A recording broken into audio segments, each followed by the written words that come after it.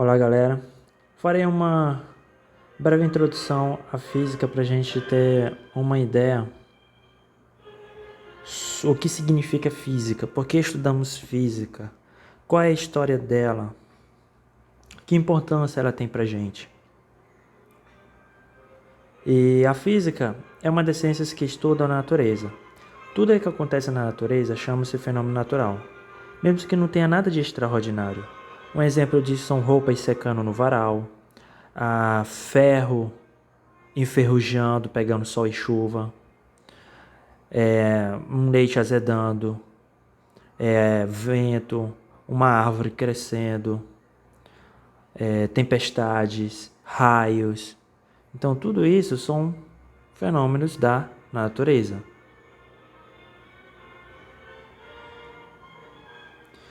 O estudo da física é dividido em 7 grandes partes. Então, para quem está no ensino médio, vocês estudam mecânica, termodinâmica, ondulatória, hidrodinâmica, ótica, eletromagnetismo e física moderna. Então, para quem está no ensino médio, durante os 3 anos de curso do médio, vocês, em tese, têm que ter noções e conhecimento dessas 7 grandes áreas da física.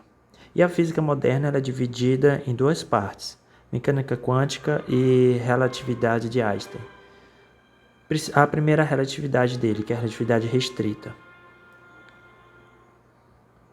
Portanto, a física estuda fenômenos físicos. Então, o que é um fenômeno físico?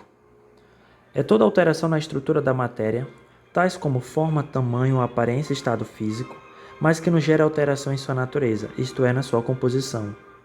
Então, um exemplo muito prático disso é a água. Então, quando a água passa das suas 3 fases, então ela passa do estado sólido, que é o gelo, para o estado líquido, que é a água, e do estado líquido para o estado gasoso, que no caso é a evaporação ou a ebulição da água, ou seja, no seu estado de vapor para o seu estado para gás. Então, no caso, houve aí 3 estados físicos da matéria diferentes: físico, líquido e gasoso. No entanto, ela continua sendo água. Não houve uma variação, uma modificação na estrutura molecular. Foi simplesmente o seu estado físico. Então, o fenômeno físico a gente considera aquele que mantém a sua estrutura molecular. O que vai alterar é o seu estado físico. Então, temos aqui exemplos, usinas nucleares, que no caso é a física moderna, e temos aqui os raios, relâmpagos, que é bem explicado pela física clássica. A palavra física vem do termo grego physis, usado pelos primeiros filósofos gregos, a partir do século 6 a.C., cuja melhor tradução nos idiomas modernos é natureza. Então, quando a gente fala de física, estamos falando da palavra physis, que vem do grego, quer dizer natureza. Então, quando a gente fala de física, estamos falando de natureza. Então, a gente estuda a natureza, a própria natureza, ela é a física. Então, temos aqui a região da Grécia Antiga, onde cada cidade tivemos tais filósofos.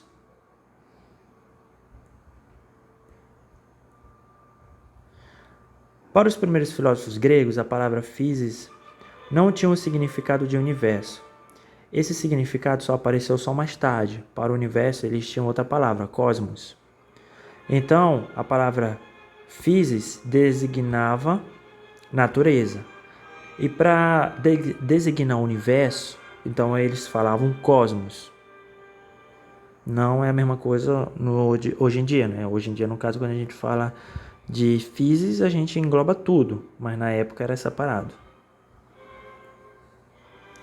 Então a física estuda a physis do cosmos.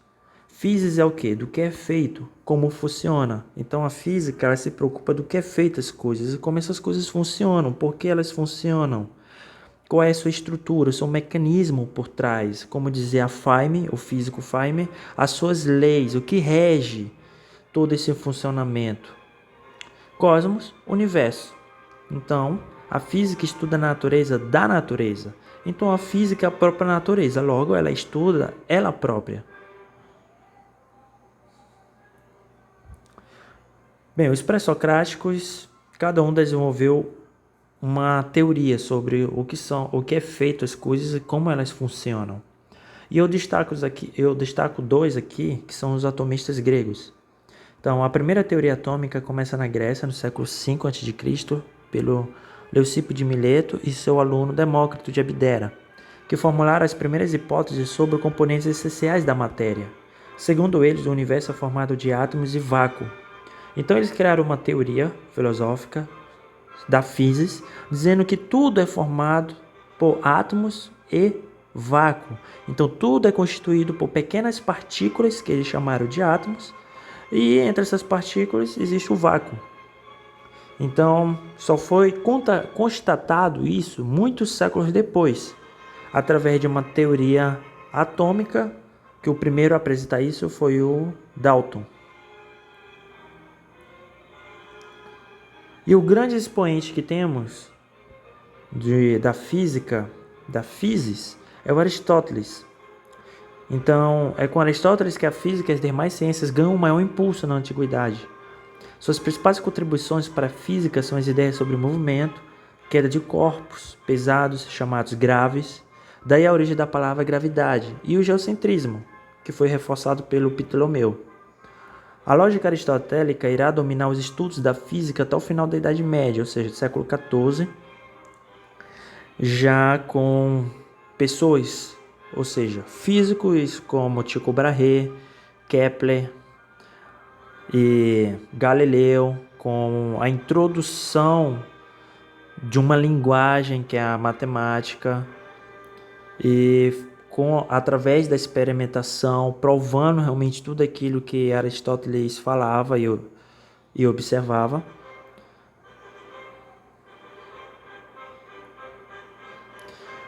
E a gente coloca que a física ela é dividida em duas partes. Juntando elas, a gente forma a física. Então, a física ela é puramente filosófica, porque através da filosofia a gente constrói as nossas observações, através da lógica, através de uma estrutura lógica, buscando explicações. Mas, para constatar aquilo que a gente está dizendo, e a gente, através de Galileu, que ele identificou que existe sim uma linguagem, que a nossa observação é filosófica, mas a linguagem, para pôr ela na prática, para descrever o que a gente está observando, o que a gente está vendo, utilizamos a matemática.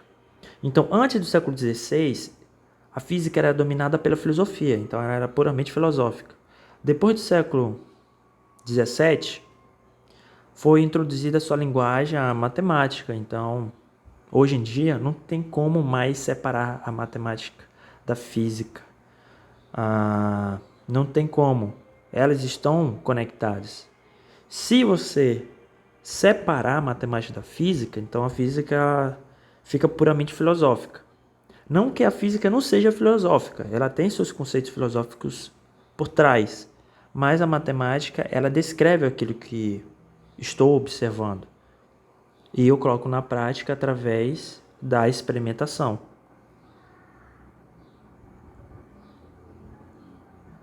Então, por fim, eu fico com essa frase do Antônio Gomes Lacerda, que ele é um físico brasileiro de plasmas.